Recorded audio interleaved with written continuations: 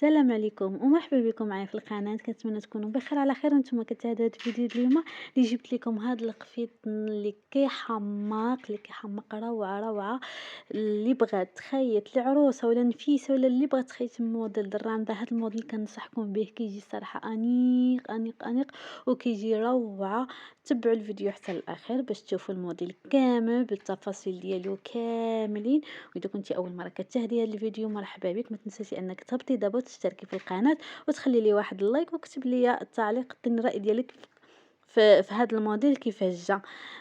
بالنسبه لهاد القفيطان، هذا قفيطان ديال جوهره مخدوم بالراندا بحال اللي كتشاهدوا.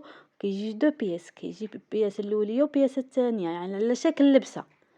هو هذا القفيطان ديال العروسه بغاتو بهذا الشكل هذا، خدمته لا بحال اللي كتشاهدوا. بالنسبه لعدد الغرزات عندي 53 غرزه، 25 والحميصه عملت فيها 3 ديال الغرزات، وفيها هذا الشكل هذا ديال الكوزه الصغارين بالجوهر مهرس في اللون الذهبي ومدرجه كذلك.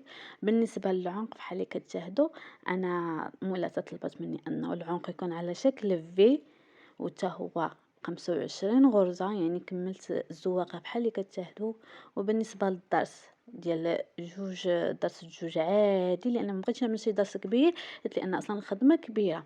وبالنسبة لليدين فيهم 16 غرزة، والهبيطة على جوج غرزات فيها غير جوهرة حملت لها الهبيطة خفيفة.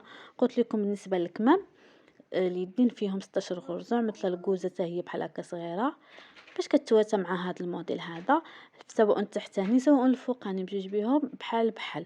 هي مولاتها طلبت لي ان يكون التحتاني طويل شويه على الفوقاني، كيبقى الاختيار ديال كل وحده كيفاش بغاتها. انا نعطيكم حتى التفاصيل بالضبط ديال التحتاني كيفاش خدمته، حتى هو ساهل خفيف.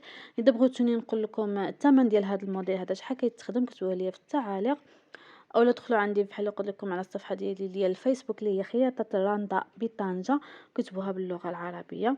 او لا تدخلوا عندي الانستغرام، غادي نحاول نحط لكم الانستغرام ديالي حتى هو. واللي عنده شي سؤال او لا اي حاجه بخصوص الراندا مرحبا.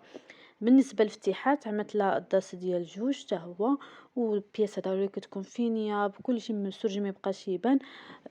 هذه جات عندنا قاعده معروفه. صافي. وهنايا غادي نوريكم القفطان كيفاش كيجي صراحه كيحمق. هو هذا جا قفطان طويل، ممكن انكم تعملوا له الحزام ديالو حتى هو، وممكن انكم تخليوه هيدا.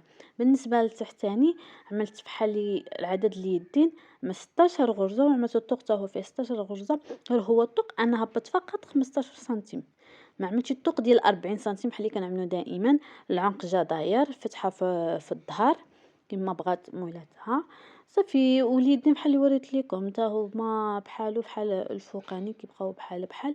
خفيط خفيف ومزيون صراحه كيحمق. خصكم تشوفوه مباشره لان الفيديو ما عطيش الحق ديالو، كيجي مزيون بزاف. اللي بغات تخيط شي حاجه وبغات تواصل معايا مرحبا بك، تدخل عندي هنايا تواصل معايا هنايا في اليوتيوب، او لا تدخل عندي في الفيسبوك. صافي. وهنايا نخليكم التتمه ديال الفيديو، من معكم واحد الاستعراض خفيف، دوني الراي ديالكم كيفاش جا هذا القفيطان هذا. وما تنساوش تشتركوا في القناه وباش تزيد العائله ديالنا تكبر بزاف بزاف بزاف. نزيد نعطيكم فيديوهات بحال هذا الشكل هذا، تزيدوا كتشجعوني بزاف في التعاليق ديالكم. صافي هنا وصلنا لنهايه الفيديو. شكرا على المتابعه ديالكم، شكرا على التشجيع ديالكم الدائم، ونتلاقاو في فيديوهات جداد ان شاء الله.